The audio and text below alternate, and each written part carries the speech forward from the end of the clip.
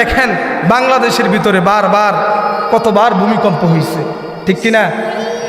এত পরিমাণ বাংলাদেশের ভিতরে এরকম অবস্থা আমরা আর কখনো দেখছি?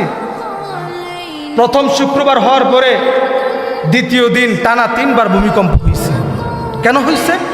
ভূমিকম্প হওয়ার কারণ একটাই, যখন জমিনের ভিতরে গুনাহের কাজ বেড়ে যায়, জমিনের ভিতরে যখন গুনাহের কাজগুলি বেড়ে যায়, তখন আল্লাহ তাআলা এই জমিনকে বারবার কম্পন দিয়ে মানুষকে বুঝায় যে বান্দা তুমি যা করতেছ, যে গুনাহের কাজ করতেছ, অবস্থা দেখো। মাত্র 10 সেকেন্ডের ভূমিকম্প, কয় সেকেন্ডের? 10 সেকেন্ডের ভূমিকম্পে কি অবস্থা হয়েছে সারা বাংলাদেশের ভিতরে। অনেক বিল্ডিংগুলি মানে হেলে গেছে। বিল্ডিংয়ের উপর থেকে ইট পড়ে 10 জন মানুষ মারা গেছে। দেখছেন না সোশ্যাল মিডিয়াতে? 10 জন মানুষ মারা গেছে।